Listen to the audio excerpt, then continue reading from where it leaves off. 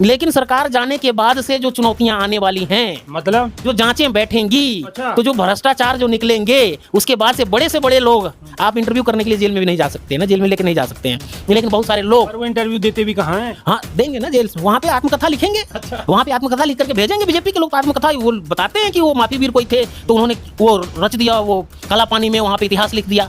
तो झूठ के इतिहास तो लोग कहीं भी लिख सकते हैं। तो झूठों की सरकार जाने वाली है और ईमानदार लोग चुनाव आयोग के खिलाफ जो खड़े हुए हैं, चुनाव आयोग की तो बत्ती बुझने वाली है साहब। और बहन जी का जो मिशन था कोई भी पूरा करे। बाबा साहब का मिशन मान्यवर साहब नहीं पूरा कर रहे थे, बहन जी कर रही थी। बाबा साहब के पहले के जो महापुरुष थे, पेरियार साहब थे, चाहे ललित सिंह यादव थे, चाहे बाबू जगदेव कुशवाहा थे, उनके सपनों को व्यक्तियों से मत जोड़िए उसको कि कौन व्यक्ति कर रहा है कौन नहीं कर रहा है। बात कीजिए मुद्दे की कि मुद्दा क्या सही है या गलत है।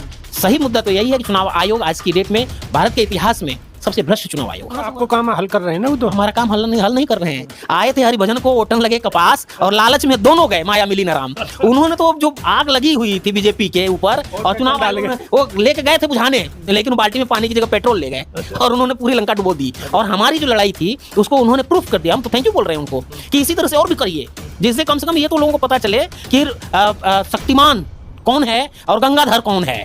अरे शक्तिमान ही गंगाधर है, गंगाधर ही शक्तिमान है। मोदी जी ही चुनाव आयोग है, चुनाव आयोग ही मोदी जी हैं। क्योंकि ईवीएम जब इस देश में आया उसमें कांग्रेस की ही सरकार थी और पहला जो शिकायत जो किया वो भारतीय जनता पार्टी के लोगों जब ने। कांग्रेस माल मार रही, खुद जीत रही, जब तक तो कोई बात नहीं है, और जब कांग्रेस हारने लगी तो ईवीएम पे निशाने।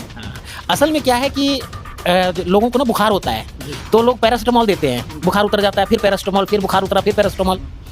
लेकिन बाद में जब स्कैन होता है तो पता चलता है कि ये बुखार तो सिर्फ एक लक्षण है, प्रॉब्लम तो कहीं और से है। अच्छा। तो प्रॉब्लम जो है वो ईवीएम में तो कुछ हो सकता है, ईवीएम भी एक प्रॉब्लम का हिस्सा है, लेकिन असली प्रॉब्लम तो जो है वो चुनाव आयोग है।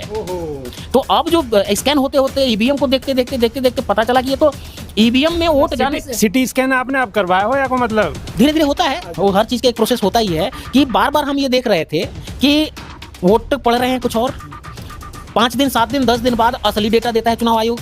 उस बीच में जो खेल हो रहा था वो खेल हो कैसे जाता था, आखिरी के चुनाव के घंटे में अचानक से बाढ़ आ जाना, जबकि चुनाव जहाँ पे वोट पड़ते हैं उसके बाहर उतनी भीड़ नहीं जितनी की मीडिया में दिखाया जाता था कि ये 5% 7% जंप कर। क्या हाल चाल है? सब ठीक है, बहुत बढ़िया। आपने और अपने ख्याल रखो, जब टाइम मिला तो वीडियो जरूर देखो, देसी देख बगैर ब्रेक बगैर लागला बिल्कुल देसी अंदाज में। मैं विपिन बेबाक और हमारे साथ कन्हैयालाल चौहान जी। स्वागत है चौहान जी। धन्यवाद साहब, नमस्कार।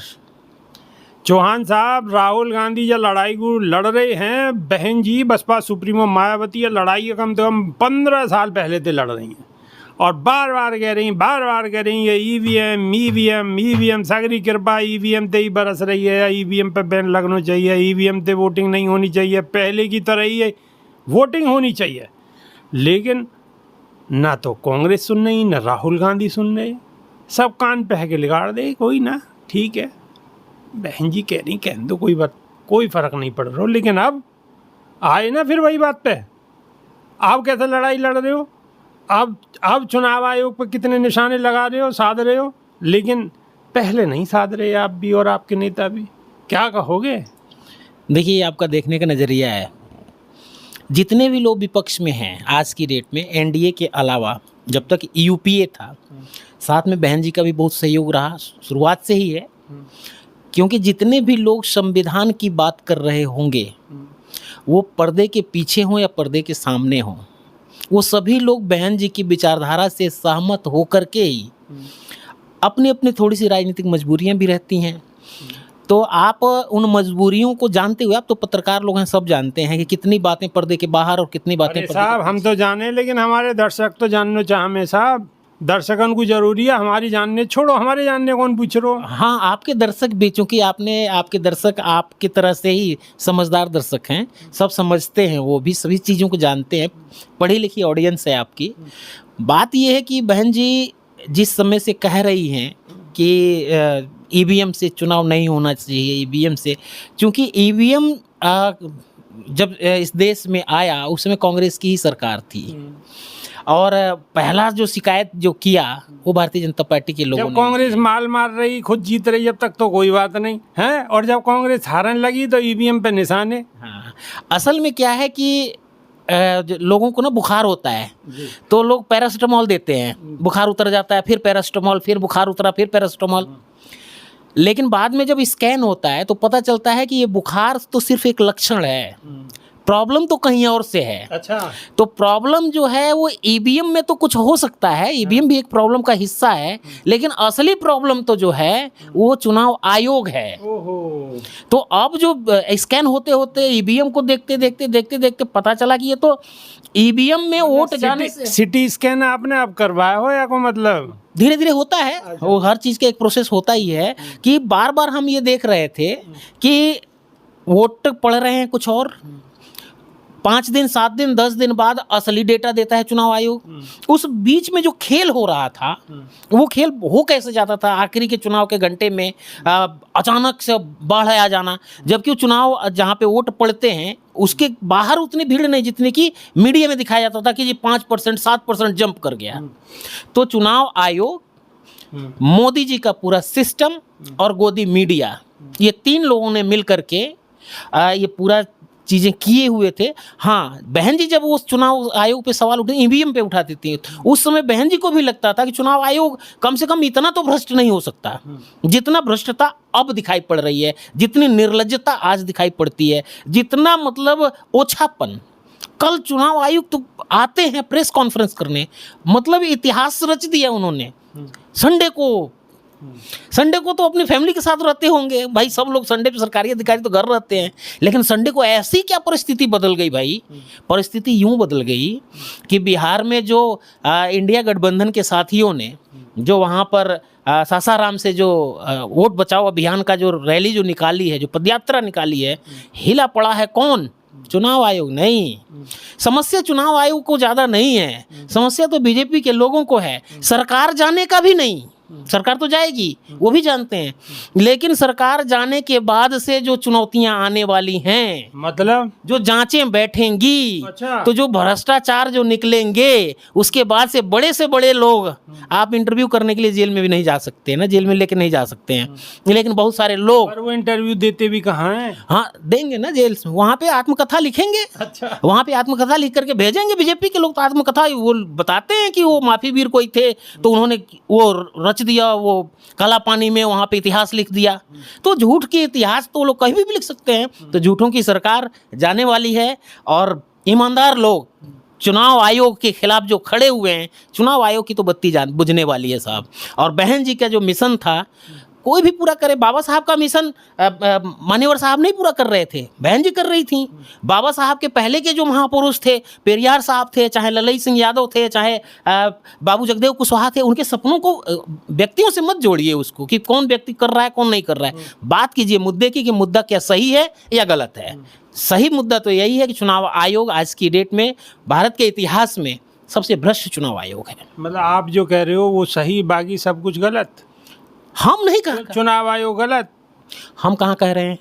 आप लोग पत्रकारों ने सवाल पूछा ना कल चुनाव आयुक्त से, मुख्य चुनाव आयुक्त से सवाल पूछा कि भाई अचानक से जो इस तरह से जो वोट कटे, उस पर बीजेपी रिस्पॉन्ड कर रही है कि वोट कट गए। चुनाव आयोग आज आप आए हैं तो उसका किस तरह से गोल गोल उन्होंने जवाब दिया था? वो क्या वो जवाब होना चाहिए था? इतने ओछेपन से बोल रहे हैं कि हम वीडियो रिकॉर्डिंग इसलिए नहीं दे सकते क्योंकि हमारी बहन बेटियां बहुएं। अरे भैया, तो जब पहले से बहन बेटियां नहीं थी, फिर यहाँ पर लगवाते ही क्यों सीसीटीवी में लाखों करोड़ रुपए खाने के लिए, भ्रष्टाचार के लिए इस तरीके से तो सार्वजनिक जगह हैं, बहुत सारी पार्क हैं, रोड हैं, सब जगह सीसीटीवी लगे हुए हैं। और अगर सीसीटीवी की बात है, चुनाव आयोग जो कह रहा है कि सीसीटीवी लगे हुए हैं, बहन बेटियों के बहुओं के हम नहीं दिखा सकते, तो उसमें वोट डालने के लिए जा रहे हैं तो उसमें आपत्ति भी क्या है दिखाने में? काहे की दिक्कत है? उनके पास एक बहाना है, उस पर एक बहाना ये है कि जो बहुत सारे जो मुस्लिम कम्युनिटी के जो लोग जाते हैं पर्दे में, वो एक बहाना बनाए हुए हैं। असल मुद्दा तो ये है कि सीसीटीवी कैमरा अगर रिकॉर्डिंग अगर आप सार्वजनिक नहीं कर सकते, चुनाव विपक्षी पार्टियों को नहीं दे सकते, तो एक कमेटी बना दीजिए, उसमें विपक्ष के लोगों को भी रख दीजिए, कम से कम उन्हीं लोगों को देखने दीजिए। रिटायर्ड सुप्रीम कोर्ट के जज को रख लीजिए, चाहे सुप्रीम कोर्ट के जज को भी रख लीजिए। सवाल तो ये भी सवाल उठेगा ना साहब कि भाई चुनाव आयोग की काय को देखेगा वीडियो को? जाए सब लोग ना देख सके बहन बेटिन के और बहुअन के फोटो को या वीडियो को, तो चुनाव आयोग काय को देखेगा? नहीं, चुनाव आयोग मसला ये नहीं है, वीडियो तो मसला नहीं है, मसला ये है निर्लज्जता। माने बहानों बनाया हो ना। हाँ। भाई उन्होंने उनका यही तो बहाना है कि भाई हम उन्हें नहीं दिखा सकते, हम नहीं दे सकते। हाँ, चोरी जो हुई है ना, चोरी पकड़ ली जाएगी कि वोट देने के लिए गए हैं 100 लोग और वोट पड़ गए 135, तो 35 लोग तो उसमें घुसे ही नहीं, वो तो अचानक से हुआ है ना, ओहो, इसलिए वो नहीं देना चाहते। कृपा कहाँ से आ रही है जो मालूम पड़ जाए। कृपा जो रुकी हुई थी, एक तो अभी देखिए जो बिहार में जो उन्होंने वोटर लिस्ट जारी किया, उसमें एक नाम से 2-3 लोग हैं ठीक है। और उसमें फोटो नहीं है। बाद में क्या होगा, अचानक से उसमें फोटो लगेगी, वो आदमी जाएगा जाकर के वोट डाल के आएगा। तो ये सिस्टम पहले से बना हुआ था देश की जनता को। और मैं ईमानदारी से मानता हूँ कांग्रेस पार्टी को भी कर्नाटक चुनाव के अंदर जो हुआ या महाराष्ट्र में हुआ, चाहे हरियाणा में हुआ, उसके पहले इस तरह से हम भी नहीं देख पा रहे थे। हम तो ये सोचते थे कि सिर्फ ईवीएम में गड़बड़ी है। साहब एक सवाल और भी है ना, अब लोग यूँ भी कछु लोगों को ये भी मानना हो कि भाई कर्नाटक में ही आपको ये बात मालूम करने में, जहाँ आपकी खुद की सरकार है, वहाँ ये जानकारी करने में आपको 6 महीना लग गए। वहाँ तो आपकी सरकार है, तो वहाँ तो वो जल्दी जानकारी है जानी चाहिए, सब सिस्टम आपको है वहाँ तो 6 महीना लग गए आपको। 6 महीना उसमें नहीं लगे हैं, 6 महीना जो 7 फीट लंबा और 6 फुट चौड़ा जो चुनाव आयोग ने गट्ठर भेजी थी, अच्छा। उसको पढ़ने में लगे हैं। उसको पढ़ने में, उसको स्कैन करने में, एक एक पेज, एक आदमी का चेहरा भी देखना है, बाप का भी नाम देखना है, एड्रेस भी देखना है, और किस किस बूथ पर है, किस किस विधानसभा में है। तो साहब अगर वो डिजिटल दे देते, वोटर लिस्ट जो डिजिटल रोल है दे देते, तब तो वो आसानी से हो सकता था। जैसे उन्होंने दिया बीजेपी के अनुराग ठाकुर जी को दिया, जिस तरह से उन्होंने दिया, तभी तो वो 6 लोकसभा बता दिए। हम एक विधानसभा में 6 महीने लगाते हैं, करीब 50 लोग मिल करके, और वो तो 1 हफ्ते में वो दे देते हैं। तो कहाँ आपको काम हल कर रहे हैं ना, वो तो हमारा काम हल नहीं कर रहे हैं। आए थे हरिभजन को ओटन लगे कपास, और लालच में दोनों गए माया मिली न राम। उन्होंने तो जो आग लगी हुई थी बीजेपी के ऊपर और चुनाव वो लेके गए थे बुझाने, लेकिन बाल्टी में पानी की जगह पेट्रोल ले गए और उन्होंने पूरी लंका डुबो दी। और हमारी जो लड़ाई थी उसको उन्होंने प्रूफ कर दिया। हम तो थैंक यू बोल रहे हैं उनको कि इसी तरह से और भी करिए, जिससे कम से कम ये तो लोगों को पता चले कि शक्तिमान कौन है और गंगाधर कौन है। अरे शक्तिमान ही गंगाधर है, गंगाधर ही शक्तिमान है। मोदी जी ही चुनाव आयोग हैं, चुनाव आयोग ही मोदी जी हैं। बहुत बड़ा आप आरोप लगा रहे हैं। आरोप नहीं है, धीरे धीरे सब जनता जान गई है, और यही सच्चाई है साहब। सारी मीडिया जगत में, सारी दुनिया में ये तो क्या होता है कि अब इससे ध्यान भटकाने के लिए, अब सबसे बड़ा इस देश में इशू कौन सा है आज की डेट में?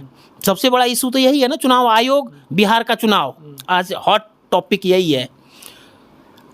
अब मोदी जी ये सोच रहे हैं कि यहाँ से ध्यान भंग करने के लिए, लोगों की मीडिया अट्रैक्शन को अपनी तरफ खींचने के लिए क्या किया जाए।